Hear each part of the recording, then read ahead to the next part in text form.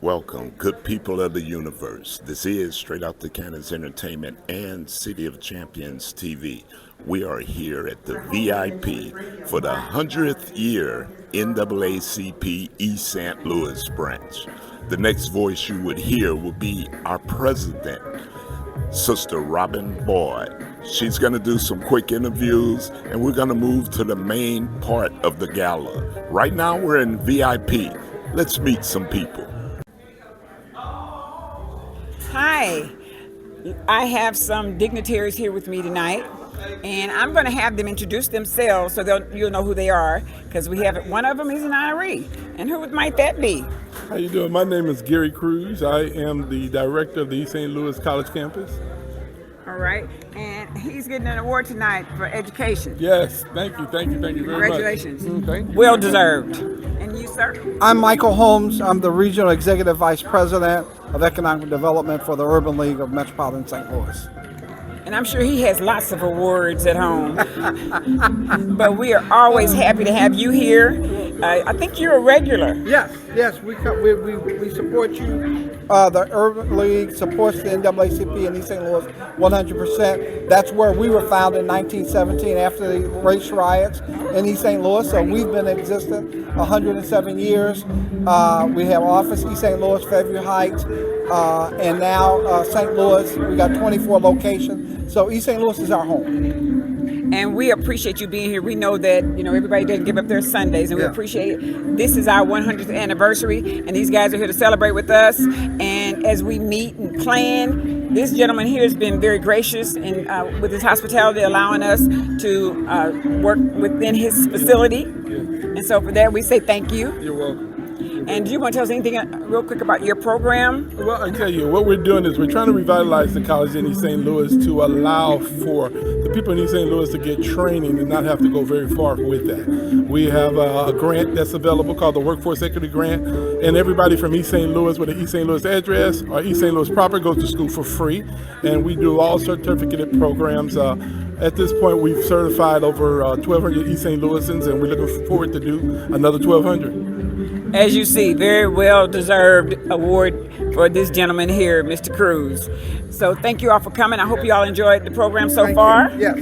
So far, so good? Yes. All right, and we hope the best is yet to come. There you go. All right, thank you. Before leaving, gentlemen, I need your power with me on this. I would be remiss if I didn't share with our president for this 100th year NAACP East St. Louis branch. The women are on the move.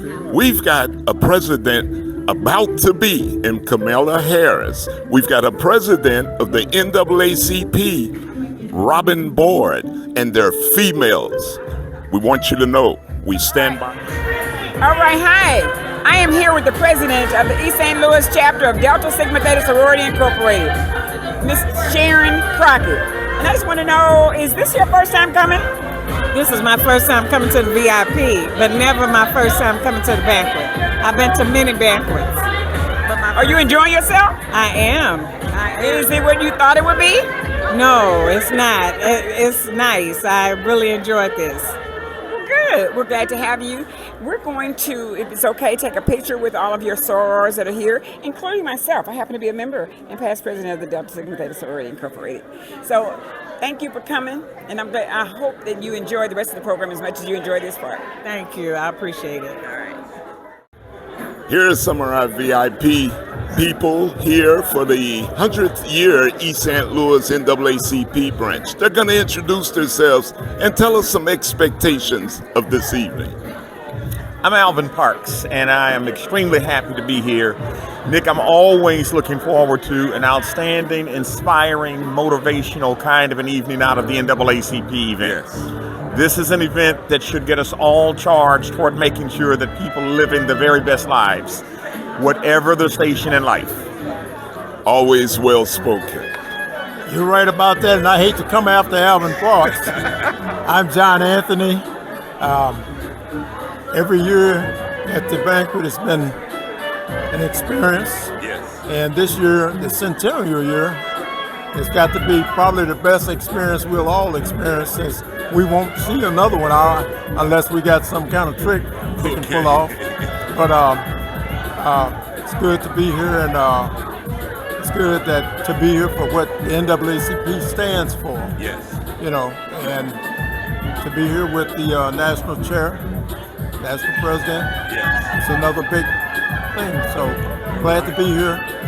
Thank you. Awesome. Now, would you properly introduce yourself to us? Sure. I'm Joy Paith. I am the CEO for Age Smart Community Resources, and we are honored to be here this evening, being recognized for our support to the community in the realm of healthcare. Universe, I leave you with what a mighty God we serve. Thank you. Yes, sir. Thank you. Thank you, Nick.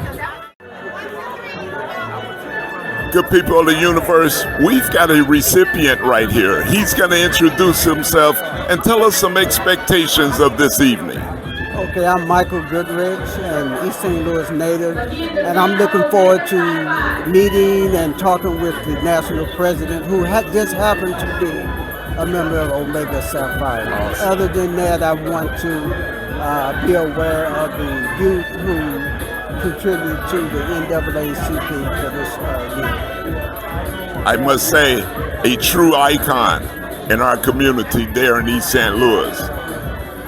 Thank you. Thank you, sir.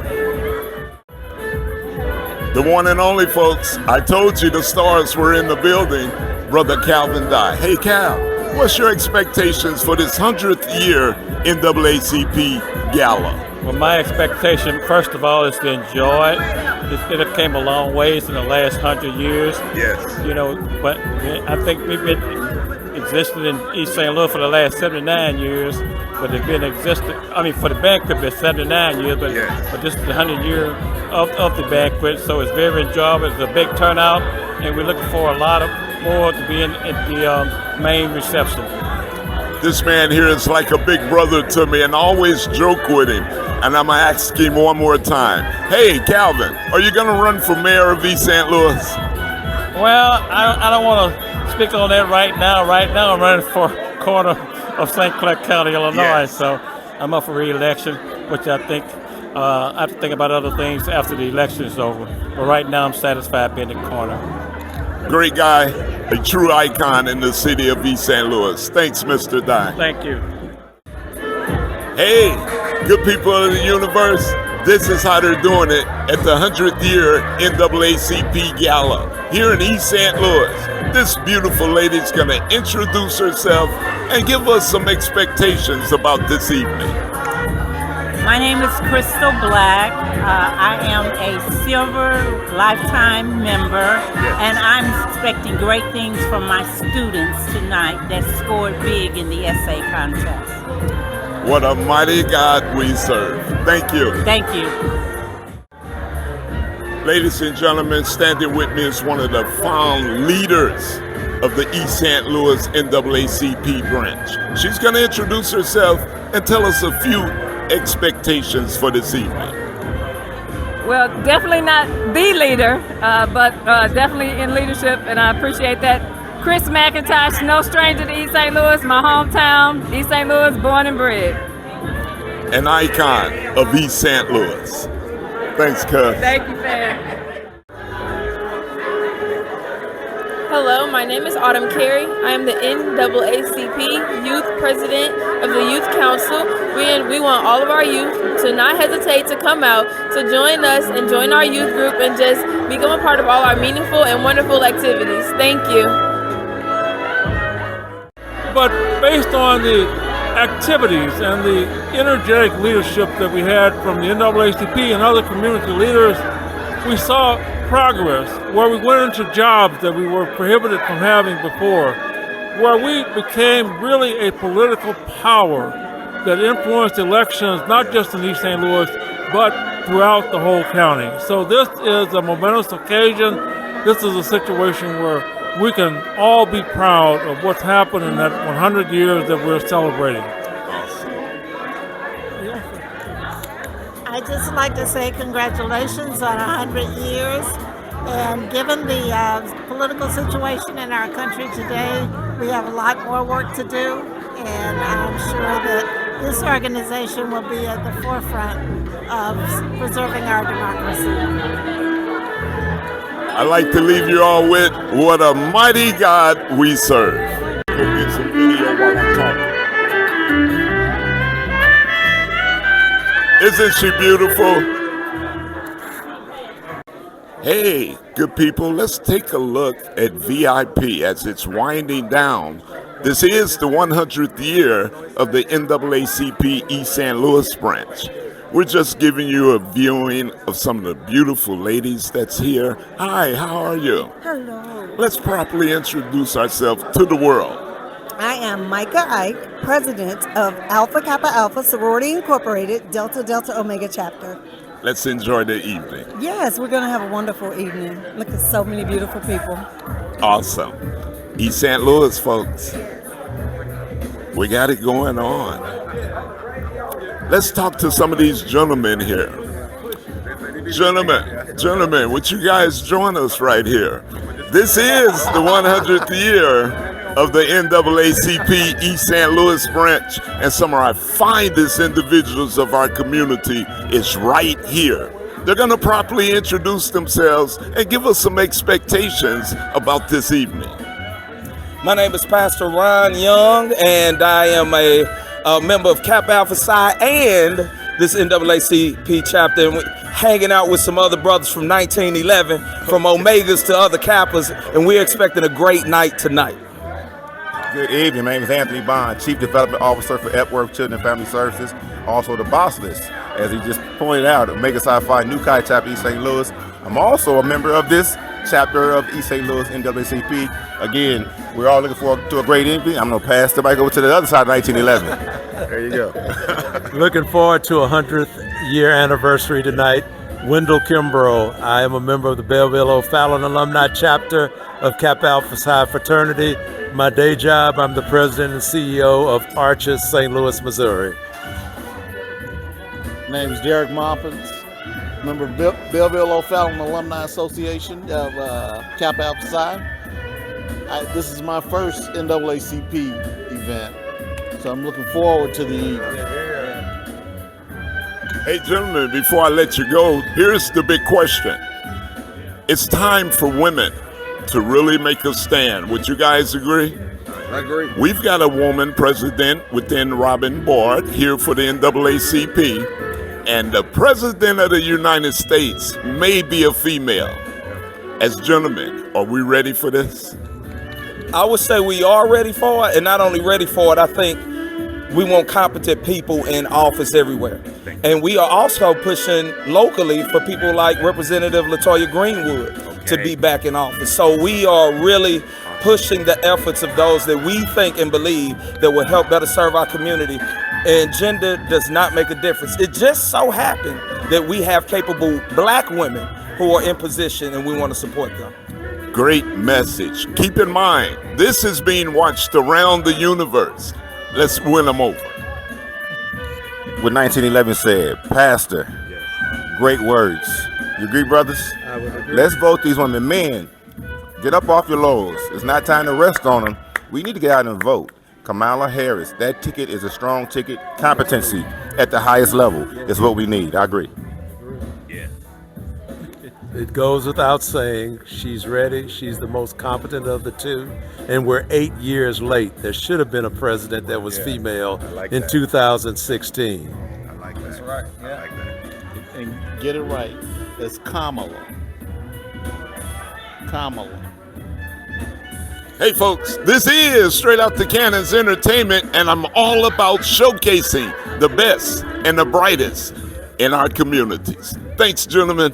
Thank you. All right. Good people of the universe, a true icon of East St. Louis, Illinois. He's going to introduce himself and give us some expectations about this great event this evening. Well, I'm Courtney Hoffman, City Councilman of East St. Louis. Every year I try to make this event. This is a very important event, not only for East St. Louis, but for the country as well. NAACP has been here for 100 years, and they're focused on diversity, equity, and pretty much the betterment of all minorities, black, in the United States of America. And especially with them focused and have a plant base in East St. Louis is a much needed, and tonight it's going down. We got all of the who's who and the what's of East St. Louis and all around county officials, local officials. It's going to be an amazing event. Hey, it doesn't get any better than that. Thank you, Mr. Hoffman. Okay, thank you. Ms. Joanne Parks.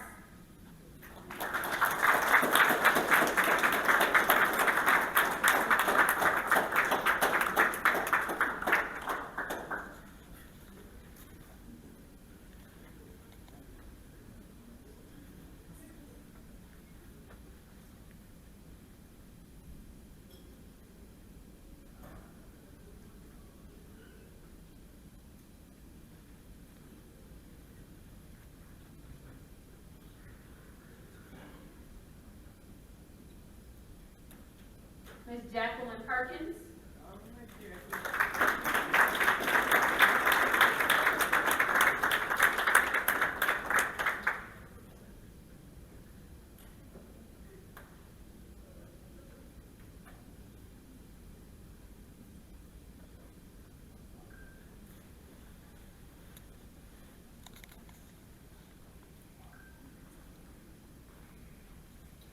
I don't know if this individual is in the room because we definitely are working him. Our co-chair of tonight's event, Mr. Reginald Riddle Young. Oh, yes, he is. All right.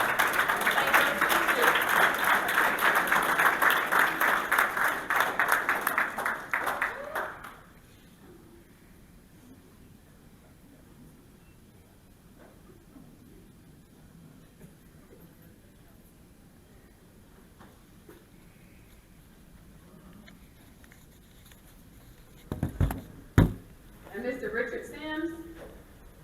I did not see him.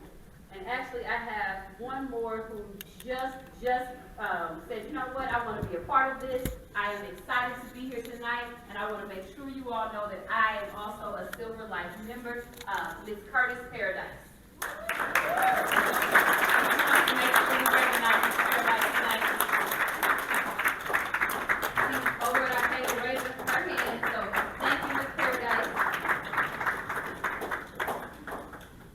And last, but certainly not least, because she has done lots and lots of work for us, Ms. Lauren Hawkins.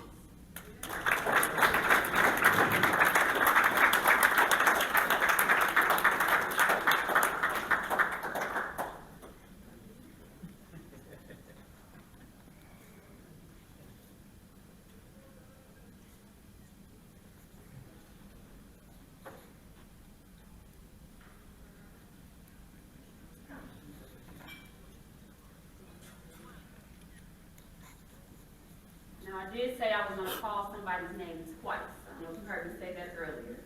But this individual said, okay, you know, Silver Life member, that's nice. 750, oh, that's nice. But he wanted to take it a step above. And he decided that he wanted to be a gold member. So this individual said 750, oh, okay. But gold member, I get a few extra perks. If you would like to be a gold member, the subscribing gold member is $1,500. And so that individual is Mr. Wendell Kimber.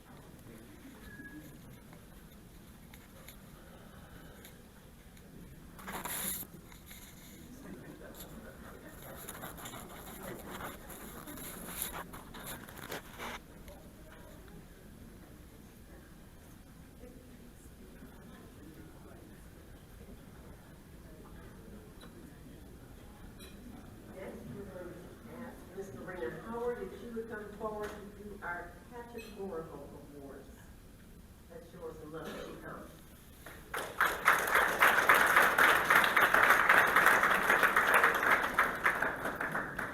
Our categorical awards include high ad sales.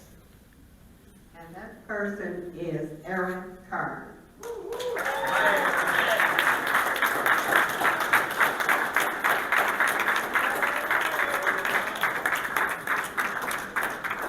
Now, I hope you understand that when we say high, that means that she sold the most of the ads that we have in our souvenir booklet. If you did not participate, you may be able to see one of the booklets from those who did.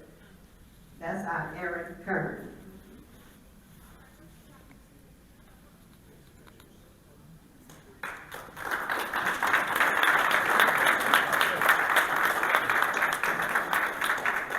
The next category award includes most tickets sold, and that goes to Laura Jones.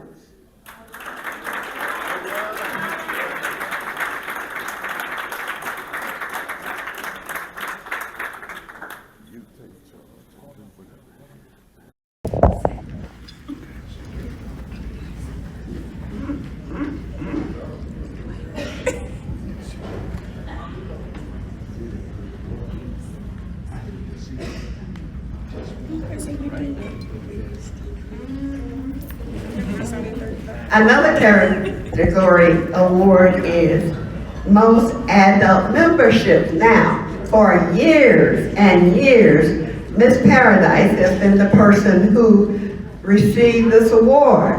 Well, you can imagine how competitive this award became. We have several members who approached the top and worked hard to become the winner of most adult memberships, and that person turned out to be this year, Miss Paradise, I'm sorry to say, is Reginald Riddle. Young. Very, very high. Exceedingly. We had to go somewhere to get past Miss Paradise. In the competition. Friendly competition. Very friendly.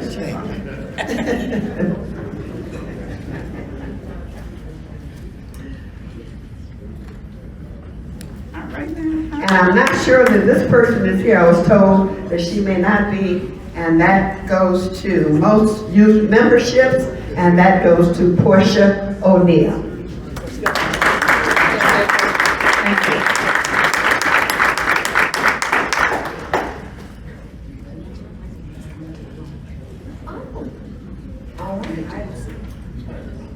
Right now, our national president has arrived, and as kids would say, in the house. He's in the room, in the person of Mr. Derek Johnson. Would you please come forward?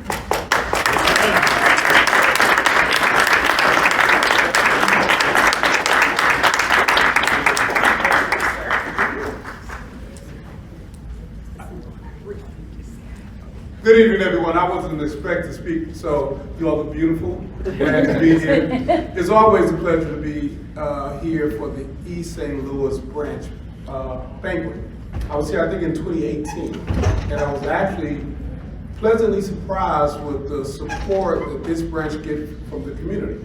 And I've spoken at the St. Louis County branch and the City of St. Louis branch and all across the country. But it's always a pleasure to come here to celebrate this important moment with you all. So I look to see you at the banquet.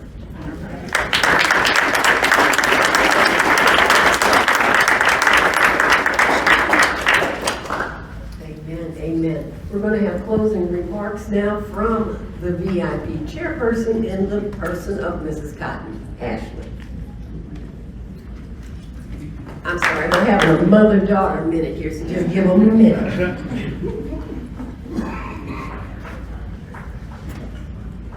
The work of a daughter never stops. Although I am serving as the VIP chair, I'm always on duty as a daughter, so I had to get my marching orders in the corner really quickly. But no, I really want to take this time. I want to tell every single one of you, thank you, thank you, thank you. As I said, this is our centennial celebration. As my mom says quite often, as Madam President says, we probably won't be in the room for the next 100 years. So let's celebrate while we're here today. 100 years is nothing to laugh at. There's lots of work being done.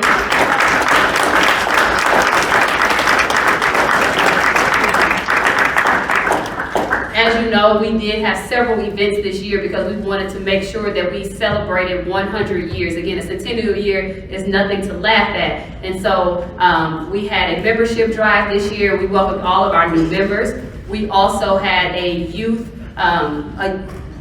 forum, and it was awesome. I mean, we had about 75 in attendance, and to get kids to come out on a Saturday and make sure that they were engaged, they did, they loved it. I had several of them say, oh, can we do this again next year? So that's what we're going to be looking forward to. We did a corporate connection to all of our sponsors and everyone. We wanted to make sure that we welcomed you and we thanked you, and you all came and you showed up and showed out. We also had a silent march that took place in recognition of, again, the race riots that took place here. So there was a silent march that took place this summer, and then we're culminating with this event, which is our Freedom Fund Banquet. So 5 events this year, 5 big events, and oh, I take that back. We also had a golf tournament. I missed that one. So yes, our golf tournament, which we're talking about making annual. So I'm sorry. Okay, yes. And then all of our Silver Life members, everyone, you guys were going to have a chance to take a picture with President Johnson, and so he's here. If you all want to come up and take your photo before you head upstairs, right here in front of the NAACP sign, I will call you up one by one. Otherwise, if we want, we can kind of have the music, I think, playing locally, and you all can mix and mingle. So thank you again for coming out. A special presentation being made by Reginald Young.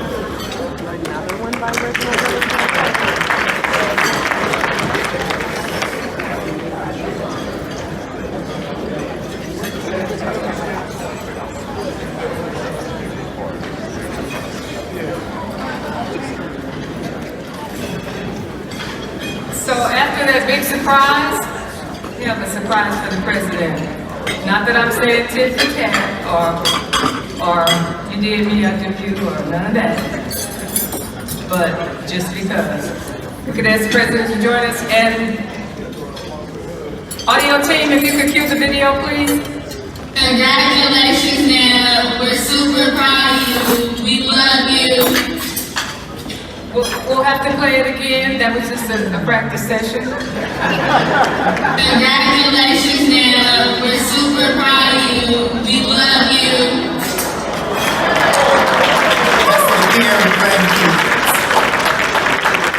I'll probably have my membership revoked now. Okay. So we were reminded last night that our president is volunteering her service, and she's not a paid official like President Johnson. She's volunteering her service.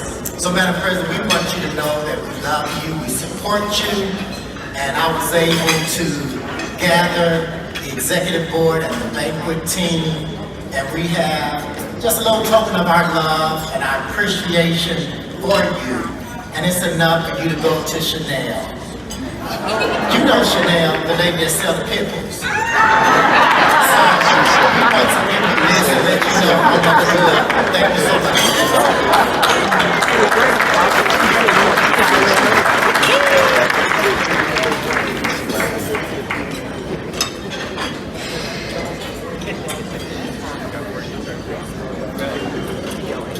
Congratulations again to Rob and everyone.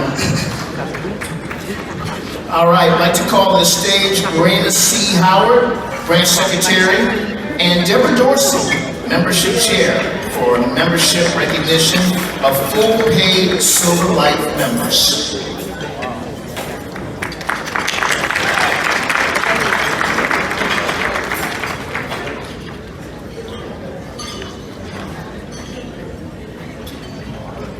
Hello, beautiful people. And I know that you heard that wonderful message from our national president. And at this moment, we want to let you know that we're all in, right? As it relates to membership, this is our membership portion. And as a part of our 100th centennial anniversary, we sort of wanted to point out, and it's already been mentioned, we can't say it enough, that we have 17 fully paid life members, and if you're still here, we would like for you to head to the stage. I just talked to someone, they said, what? I thought all of that was taken care of downstairs. But we would like for the banquet members who are here, the people to see who they are. Because as we celebrate our 70th Freedom Fund banquet and 100th centennial anniversary celebration, we are proud to say that as a result of our president, who never failed to say, I don't care what it is, I want 100. We're celebrating our 100th anniversary, and I want 100. So we figured she probably was talking about 100 annual, regular adult memberships. But out of that came her wish. She did get 100 members of adult memberships. And in this membership portion, I saw half with the hands up in the air, and there still was half who did not say that you are members of the NAACP. So I've been asked to point out that we have a youth section and that the junior life member can get a life membership of $100, a bronze life member for $400, and if you are a youth who is between 20 and under, your annual amount will be $15, and for ages 17 and under, $10. Now, in addition to this, I'm a member of another organization. We're proud to say that the only teen organization in the city of East St. Louis who has a life membership is the top teens of East St. Louis. Now, as the various individuals come to the podium and the stage, I see some who are still sitting. As I pass them, I mentioned it. We're going to let you know that you can still get a Silver Life membership for $750, a Gold Life for $1,500, and an annual membership, adult membership for $30. We're also proud to say in our history, we have 2 Diamond Life members, and one of them is in the audience. I'm going to ask him to stand. I didn't tell him I was going to do that. Mr. Andrew Bailey, you may have seen him out. Diamond Life.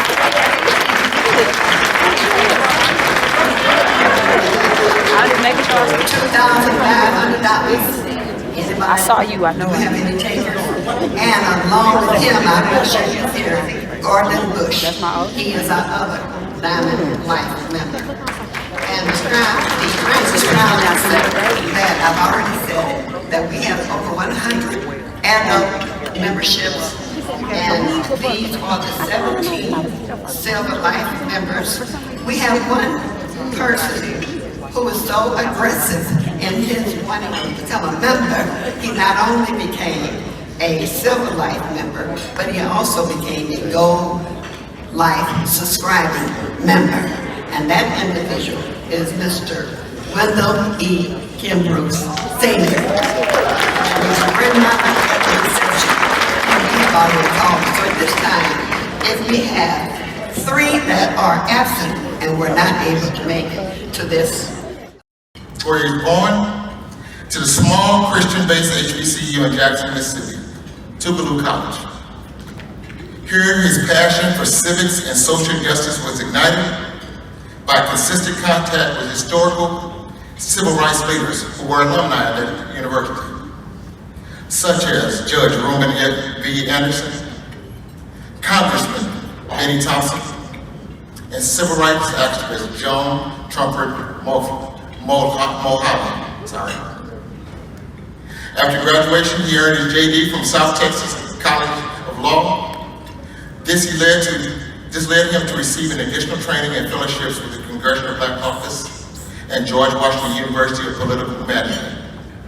He has served as guest lecturer at Harvard Law School, lending his expertise on social movements, and as an adjunct professor at his alma mater, Tougaloo College. While serving as the Mississippi State President of the NAACP, he He led the charge to addressing the water crisis in Jackson, the state's capital, which was done in a lawsuit for the NAACP versus the state of Mississippi that illustrated that the state diverted funds away from the majority black city in an attempt to starve the water authority of maintenance funds, in essence crumbling the water system. Confronting this and several issues, Brother Johnson was elected the 17th NAACP president in October 2017. Since his elevation, the NAACP has undergone a re-envisioning and a reinvigoration of this 100-year-old organization. Transformative initiatives, like in 2018, Log Out Facebook campaign, which pressured the Facebook company after Russian hackers targeted African Americans during the 2016 presidential election. Or in 2020, We're Done Dying campaign exposed the inequities embedded in the American healthcare system, which led the association to call out the national response to the coronavirus pandemic and the disparities in health care outcomes, accesses, coverages, and services afforded to black people. These shortcomings resulted in a disproportionately high rate of death from COVID-19 in black people. In 2021, as the Biden administration took office, President Johnson led the charge in calling for a cabinet-level position focused squarely on the nation's long-standing issues of racial justice. This resulted in a presidential executive order geared toward eliminating systemic racial barriers and ensuring that all federal policies are rooted in equity and inclusion. So, without further delay, please rise to welcome the champion of DEI, diversity, equity, and inclusion, the advocate for social and civic justice, and transformative leader of this historic and pillar of strength in our community. Husband of 29 years, father of 5 kids, and most importantly, an Omega man, the president of the National Association of Advancement of Colored People, Brother Derrick Johnson.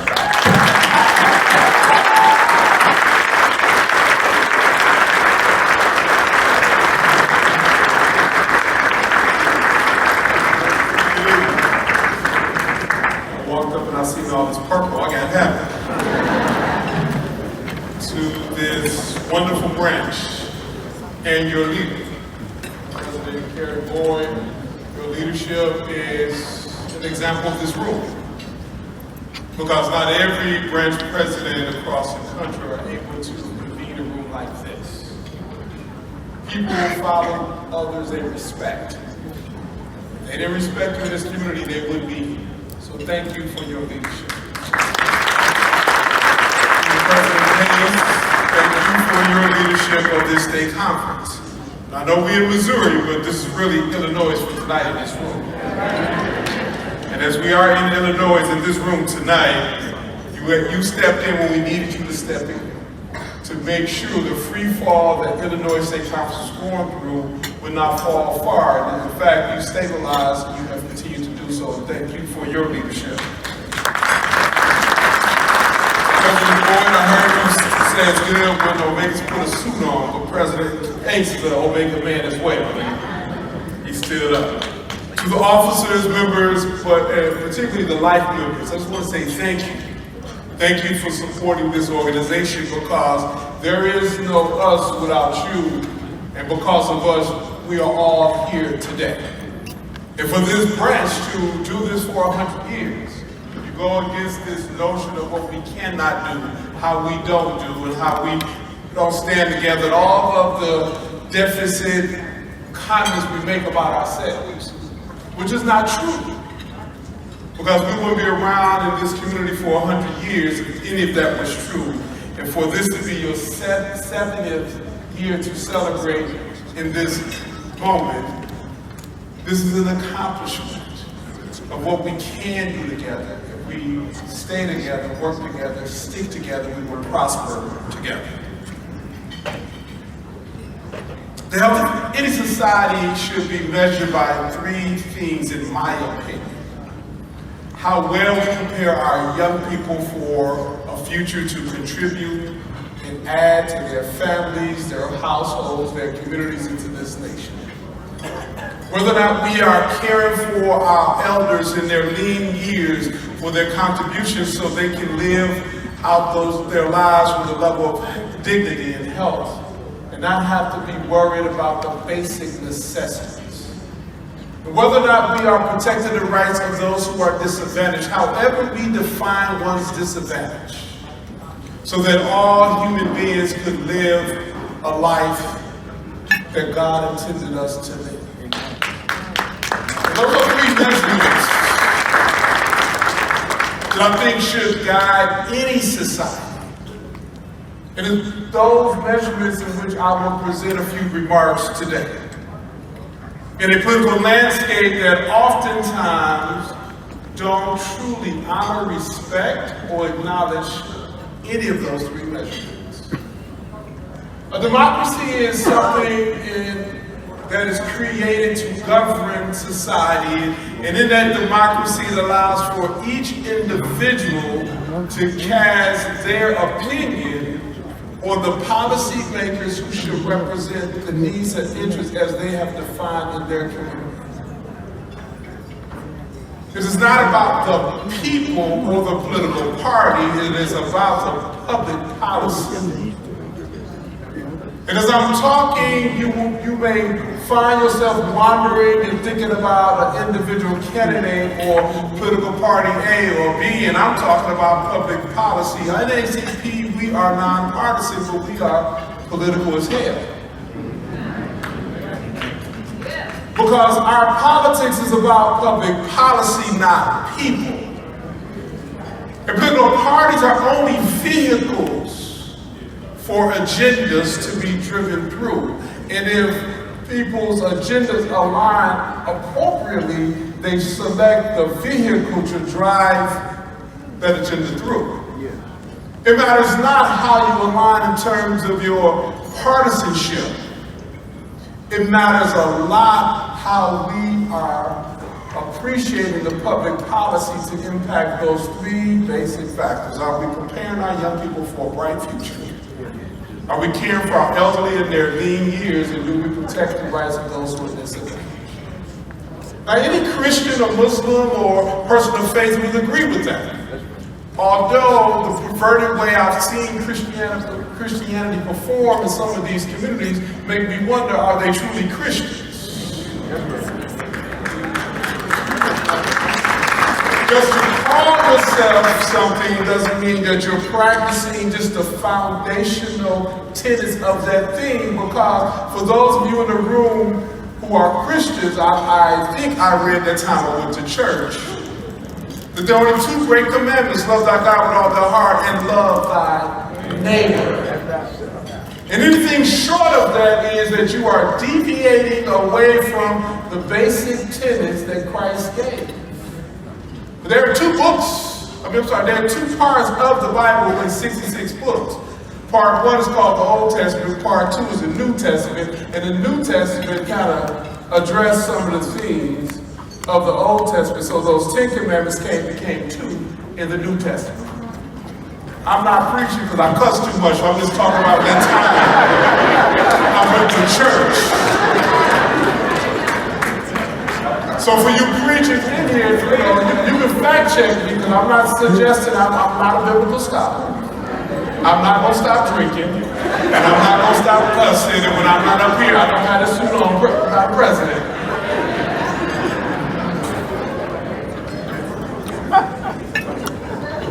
When you apply these things to the current political context, it makes you want to wonder, why are we having the type of conversations nationally that we're having? Why is there even an option or a choice or a discussion about what should happen in November? Why is there even a question about what should happen in November? And in fact, for African Americans, because of our common history and experience in today's history, and experience. And when we walk out this door, how we will be perceived or treated, whether we are in corporate America or if we are hourly wage workers. Whether or not we have a job at all or whether or not we are not old enough to work. We know how people perceive us as soon as we walk out this door. It's a collective history that really illustrates how we need to show up. In fact, I tell people when they ask, well, the NAACP, you're nonpartisan, well, how do you operate during these election cycles? And we don't have to tell black people how to vote. We can hear the dog whistles without even saying anything. It's like walking down the street, there's a certain head gesture that we give to one another to acknowledge our presence, and nobody even know what we're doing. And we talk about how we speak sometimes, because like me, sometimes my subject and verbs, they be fighting each other. They don't always agree. I'm okay with that. But there are certain things we can say and motions we can have, and I don't care if you're from the Delta of Mississippi or the low country of South Carolina or south side of Chicago, there are certain gestures and things that we know. In fact, in some conversations, we just look at each other and we say, you know. We don't say nothing else. So for those of you who are outside of the African American community, I'm inviting you in a little bit. I ain't gonna tell you too much because I want you to be using our stuff. You know. So in this political climate, it is curious to me why there is a discussion. And I was watching the debate and when it was stated that they are taking our jobs. They're eating dogs. And they're eating cats. It's an old racial trope. But in that moment, it is a racial trope that has the multiplier effect of 3. They are outsiders coming from outside the country, taking our job. That has nothing to do with race. That's xenophobia. It has been used for over 100 years or better. That if you ended up on Ellis Island and you happen to be Irish Catholic, they're coming here to take our jobs. They use it then. If you came here from Italy, or you came from, you name the European country, they're coming to take our job because the concept of white is only a social construct. That only individuals who were Anglo-Saxon Protestants were even considered white. That many people in this room and outside of this building who we now identify as white were not considered white when this organization was created. And when someone say in Springfield, Illinois, there was a race riot and there were a group of white people, they were not white, they were others, who asked for those African Americans to meet with them, which established this organization in 1909. Nobody in that room was white. Because they were Jewish, or they were Irish Catholic. Whatever the case was, if they were not a white Anglo-Saxon Protestant, they was not white. Race is a social construct to maintain domination, control, and power.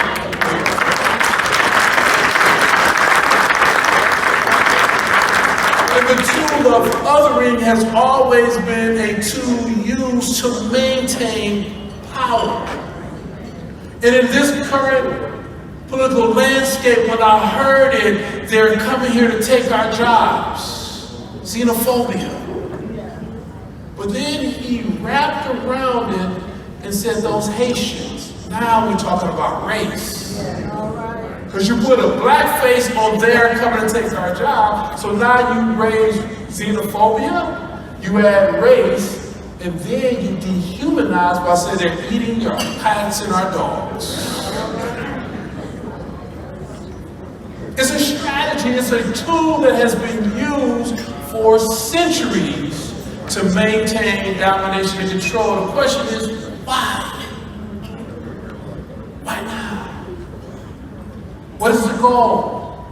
Well, the goal is to control tax policy is about the money, who gets taxed, who's not taxed, and what the tax dollars are used for. That's what the true essence of the fight is about. That we don't want those workers, I don't care if they're black, white, male, female, to organize to have the ability to collectively bargain, because if they can organize to collectively bargain, that means they can demand their share of the opportunity that the company is making. Therefore, I can't make as much profit and share with those workers. It's about controlling tax. I don't care about all of these social programs because I gotta pay for it, and I'm a self-made person, although I inherited every dollar I got.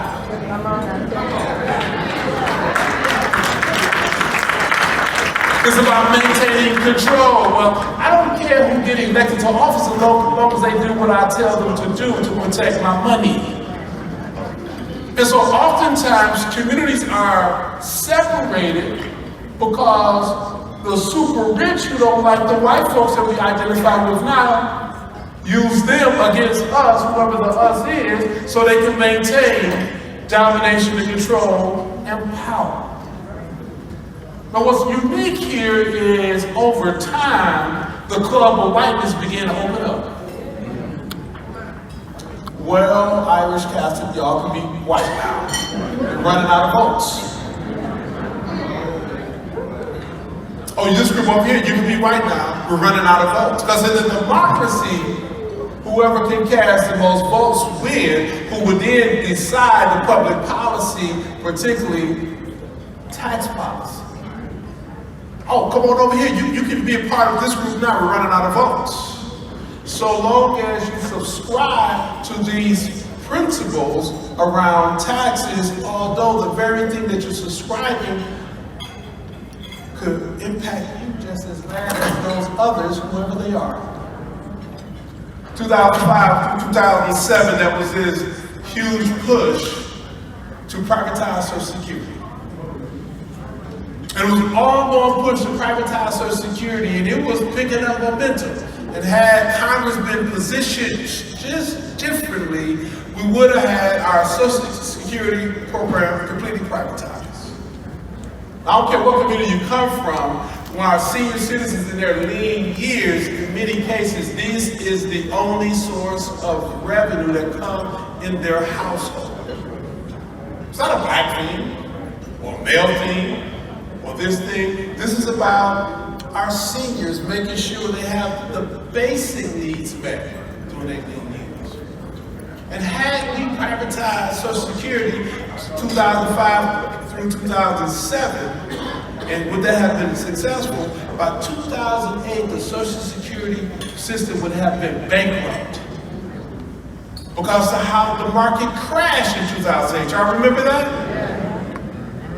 And the issue around Social Security, it is the golden calf of all of the New Deal policies, and the same set of individuals who were mad at Roosevelt in 1932 and 35 and actually planned the coup to try to overthrow him. They don't talk about that much after that because of he created a social safety net to address the issue of preparing our young people for a future that they all should be entitled to protect the rights of those who are disadvantaged, and to create a social safety net for our elders in their lean years. And we've been fighting that fight since the New Deal policies. Race was the tool, is the tool, and will remain the tool as long as we continue to fall for what we said in Detroit, the okie doke. Now, I was told one time I went to go speak, say, well, you don't talk like Al Sharpton and Jesse Jackson. They be having us clap. I'm boring. I'm okay with that. Because one thing I want to make sure we do when we leave here as much as possible, think about why we are in this situation. Reverend Jackson was brilliant because he could mix the Baptist preacher side with the intellectual side and the charisma side, and then he end with a rap. And I can't rap. Really. But since that time, the same set of individuals have been trying to control and maintain power over our public policy system around taxes. Now, what's unique here, they don't care about the millionaires. Y'all don't have enough money. They don't care about the ones who are worth $10 million. You don't have enough money. We're talking about a set of individuals who are in essence of billionaires. It was fascinating, even those, and I heard you real clear, your granddaughter said you're a millionaire. Even though they say you're a millionaire, they're not talking about you. And what frustrates me and confuses me, you have a lot of individuals, whether they look like me or not, think they're talking about them. The tax cuts they're really talking about are the top 1% in this country. It's not about all of us. And I venture to say it's not about a single person in this room. If you're a billionaire in this room, please stand up. I'm not talking about you. But they have this way of communicating to make you think that you're a part of a group in which they are just using all of us as puppeteers to advance their interests of maintaining domination and control. John Birch Society created. William F. Buckley, intellectual frame, and the Wallace Campaign of '64, those three entities, the money group, the intellectual group, and the segregationists.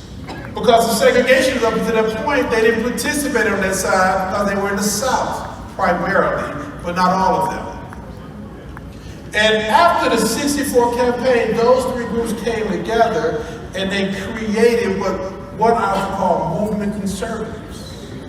Those movement conservatives decided that they were going to hijack completely one of the political parties. And where we had African Americans who were active in the Republican Party in the South because they couldn't be in the North, they were effectively kicked out of the party by 1974. Documented. They would go to the convention, sit down and say, no, we're not going to entertain any of your conversation, you can leave. And in some cases, it was hostile. But that group that created think tanks, the Heritage Foundation, Cato Institute, Enterprise Institute, and they began to look at ways and approaches to undo New Deal policies, but also from the Johnson administration, Great Society policies. Now, to be clear, there was some fat in that grease. And some of the programs were not as effective as they should have been. There was some waste in there, and a lot of things could have been managed more effectively. But guess what? You name me the corporation, I can point to the same thing through time, the same thing has happened. But they'll feed you like the private market drives economies, when in fact the greatest sustained period of growth in this country happened from 1932 to 1980. That's what caused of governmental innovation and policies in World War II. The longest sustained period of time. But they will have you think that the free market will drive everything. You show me a successful company in the state of Illinois or the United States, give me a few minutes and I can tell you how they're living off of federal government dollars. Then you talk about the tech industry would not be a tech industry but for massive investment into the research institutions of MIT and Stanford and a few others in between there. That the concept of Walmart would not even be a concept because Walmart was able to increase their profits because they paid their workers so low that they still qualify for governmental benefits. The UPS is a great historic company, but it could not have the logistical ability to move things the way it does without the federal investment into a highway system to allow the ease of movement of product. You name me the company, banking, FDIC, federal backing. You name me the company, the sector.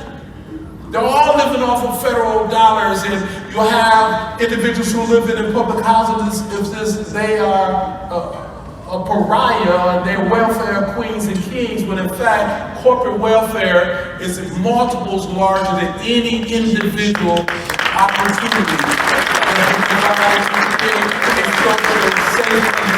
Our public education system is in dire need of support, and there is no country on this globe that outsource the education of their future.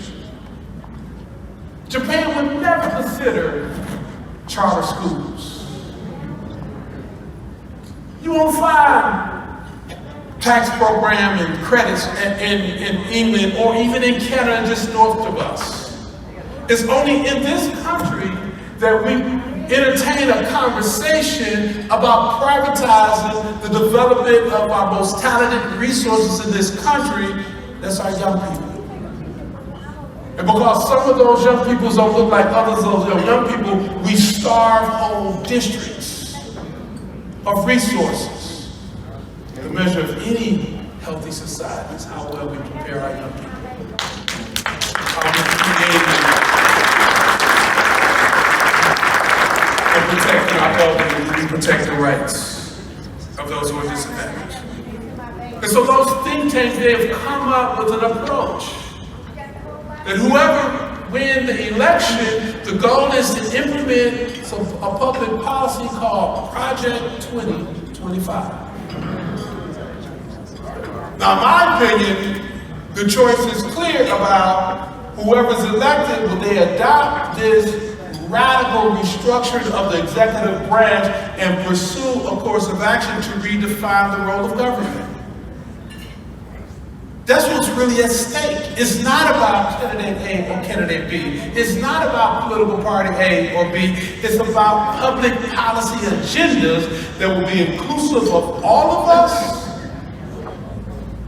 or exclude some of us only to realize those exclusions will be at your door next. You know, voting is sacred in a democracy. It is something that we all should say it is our responsibility to participate in. And the fact that individuals are seeking to win by creating barriers or preventing citizens who have a legitimate right to participate is not winning, it's stealing. That's right. That's right. I don't care how you try to dress it up. Citizens should have the right to vote if we truly believe in the Constitution. And the Constitution, it is the social contract that we all were born into and we pledge allegiance to. Now, if you're in this room and you don't pledge allegiance and believe in the Constitution, you should leave. But I don't think anyone in this room have not bought into the notion of this democracy and its guiding requirements under the Constitution. What I do know is some people don't believe that everyone should be entitled, although they are legitimate citizens.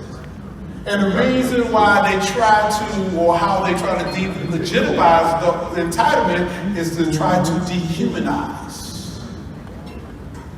See, for many, many years, our common shared experience as Africans who are citizens as Americans, they tried to do everything they could to say we were not human. And by doing that, it would absolve them of biblical moral responsibility and constitutional responsibility. So when they say they're taking our jobs, xenophobia, when they say Haitians race, let me stop right there. This question of race is the tool that's going to either grow this economy in this nation or it's going to destroy this nation, therefore our economy.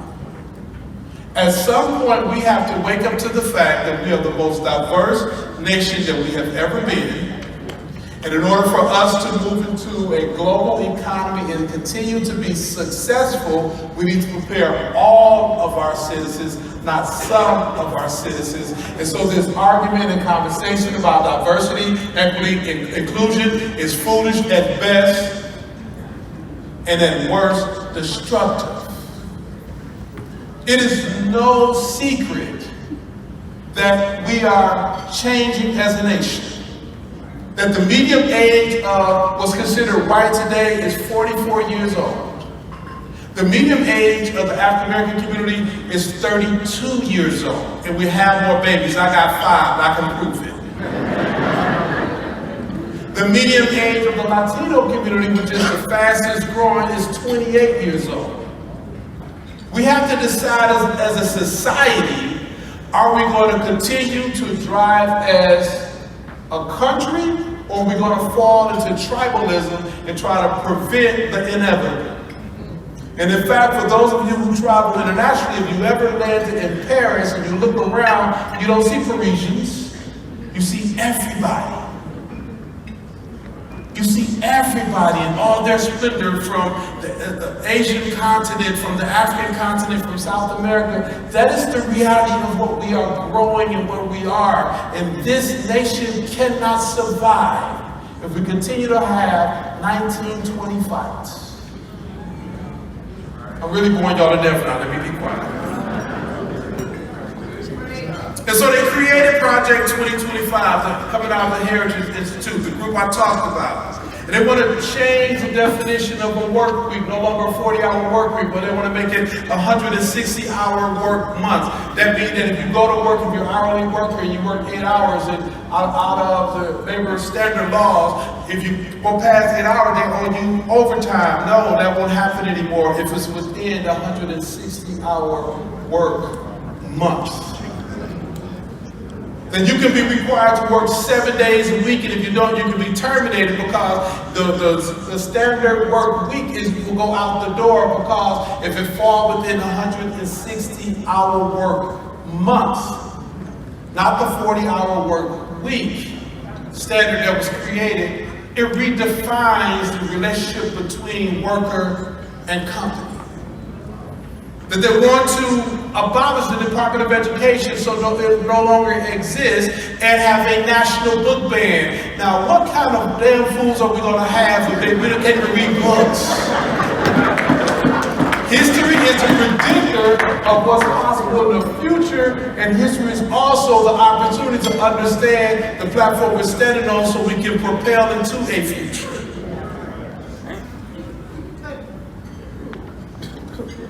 They want to go back and tinker with the Social Security program and increase the age from 67 to 69, ultimately to go back to the conversation around privatizing, therefore abolishing. Why? Because the super rich don't want to pay taxes. And so this fight is not about us versus you, or you versus us, or us versus us. This fight is about equity. In a society that's inclusive, to ensure we have a future, to create opportunity, not just for black children, but for white children, for all children, because if we don't, we will all be speaking a different language, because there will be another nation leading both in economy and in governance and in dominance. And so I only say, to this branch that have demonstrated to stick together for over 100 years, we must show up and perform in November, but we also need to educate some of our neighbors who don't look like us, because somebody told them that they had a different privilege than we do, but in fact, we're all in the same dish together. I don't care how you define it.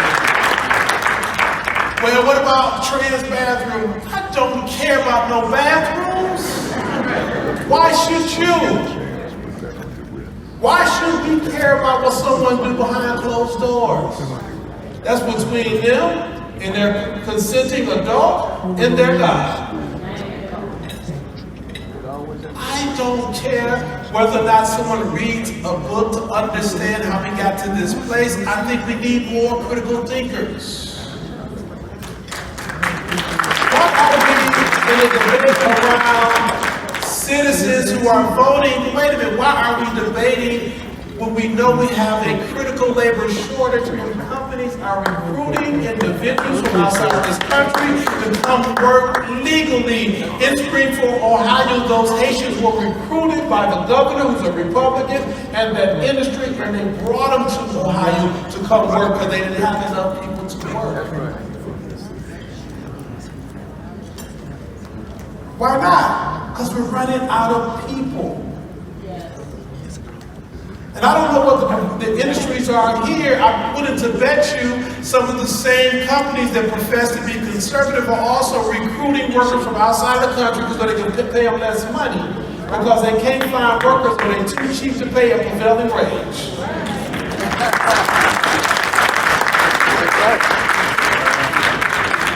And so at some point we have to right size how we do political business in this country if we care about remaining as a country. I'm going to close with a story. Booker T. Washington was a notable African American in history. He was conservative. He was too damn conservative for me, but he played his role. And he was a phenomenal fundraiser. One particular year, he went to the Atlanta Fair and he gave a speech, and he pretty much was forecasting what I'm talking about today. And he talked about a ship stranded at sea.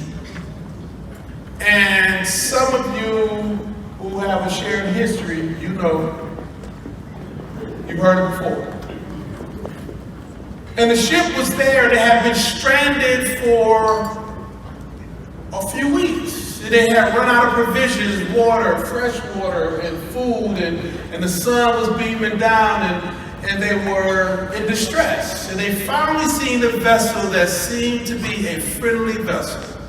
And they signaled, SOS, SOS, dying of thirst, need fresh water. And the friendly vessel signaled back, cast down your buckets where you are. The captain of the distressed vessel said, and I don't think they understood what we're saying, signal again. And they signaled, and they did that exchange several times, to finally the captain, out of complete frustration, because the friendly vessel kept saying, cast down your buckets where you are. And he kept signaling that back to them, and the captain ordered the crew to cast the buckets down just out of frustration, and they cast the buckets down, they rolled the buckets back up, and it was fresh water. Because they had been drifting at sea for so long, he didn't realize they had drifted into the freshwater basin. And they thought the water was like it was a few weeks ago, only to realize time changes things. Things evolve over time. People get more clarity and understanding of what's possible, because maybe it wasn't possible before, but it's possible now. And that friendly vessel assisted that distressed vessel, and as a result, all of them were able to survive and prosper together. I don't care whether or not you come from the same traditions and the history I do, or you're from a community that once wasn't white but now is considered white, or you realize that you've been forced to vote for something because you can't tell your friends that if you vote somewhere differently. Trust me, we are all at sea together. And at some point, if we don't begin to communicate with one another, one of our communities are going to die of thirst. Or we can share information and recognize the common thread that's imposed on us, and it's not about anybody in this room, because when I asked earlier, not a single person stood up, because none of y'all in this room are billionaires, I venture to say. And that same class of people have been operating as puppeteers, us versus you and you versus us, realizing all of us have been suppressed. And what is possible, and our children would never realize their full, true potential if we continue down this road. Yes, my one child may do better than your one child. And yes, I'm able to send my child to this specialized schools to get something different than these kids here who can't get out. And yes, if there's a charter program, these 10% of these kids can go, but what happens to the 90% who cannot go? Yes, maybe I can move out of that community with those other peoples and move over here, and you're paying more money for less house to try to get into his education system when the system should be the same for everybody. One zip code should not be defined. The one education. Yes, I know that Social Security may be what your parents need. Ours, we got a bigger nest egg. But what happens when they come and take Medicaid? Because none of us can afford the home care that's needed when we get at a certain age. All of these things are the reality for everyone in this room. And for some people, they sit back and they go, how dare he say this? I know the history, do you? Because I read the books you want to ban, and you want to ban them because you should be reading, because it's important to know not only history, but economies, and economic systems, and economic theories, and what has worked, what is not the sound bites of what people say work, because what they say work don't, because had we privatized Social Security, the free market could do so much better. It would have been bankrupt in 2008, there would have been more billionaires who would have left the country and bought an island. Right. The game that we have played in this democracy over the last 70 years isn't sustainable. And so as we embark on this election cycle, November 5th will determine what direction this country is going to go in.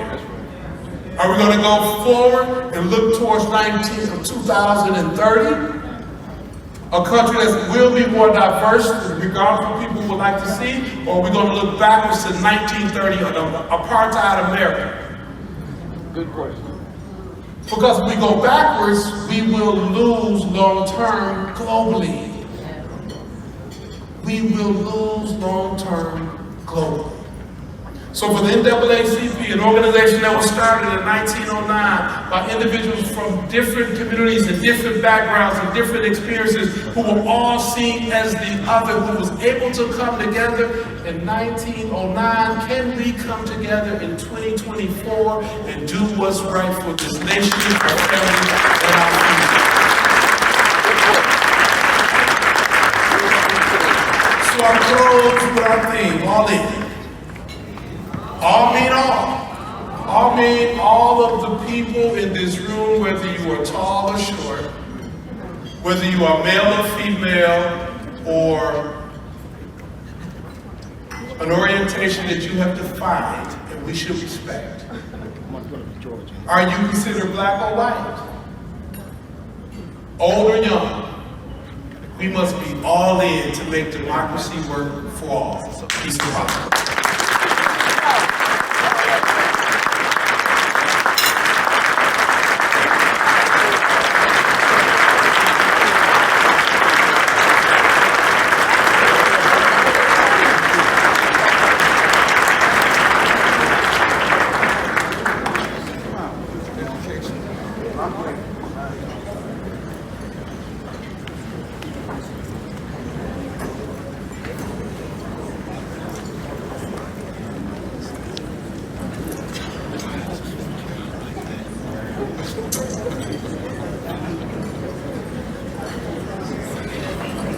How about another hand, everyone?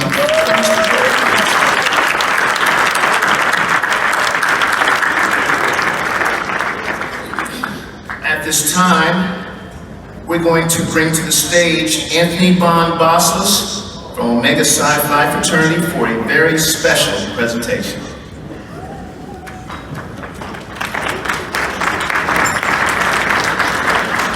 Come on now, you guys can do better than that.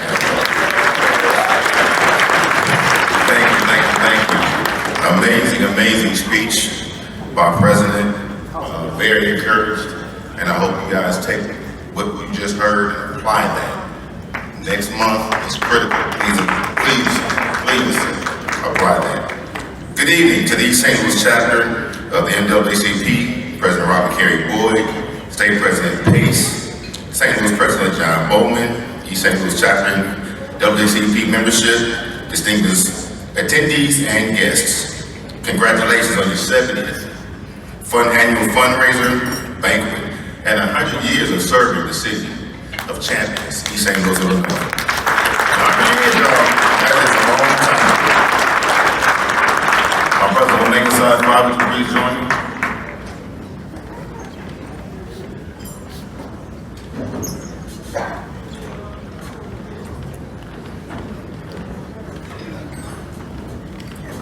As these brothers assemble, again, my name is Anthony Bond. I'm the boss of the New Kai chapter of the great city of East St. Louis. Accompanied are my brethren from New Kai chapter.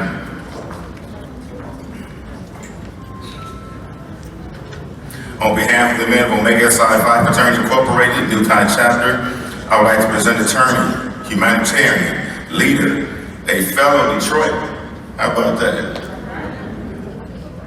An Omega man, CEO, and 17th NAACP President, Brother Derek Johnson, a gift of our appreciation for his continued efforts in leading the way against social injustices around the country. Brother Johnson, just know the men of Omega will continue to keep it lifted in prayers, and there's anything the brother of East St. Louis can do to support you, we're a phone call away.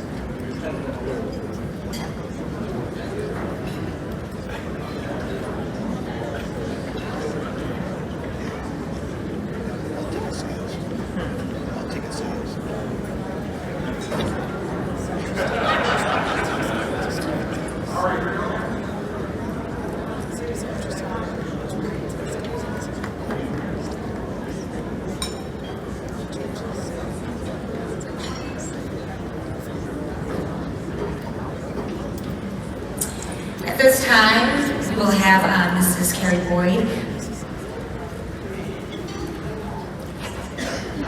If you guys could stay on the stage, actually, we are going to have Mrs. Carrie Boyd present something to Mr. Johnson at this time.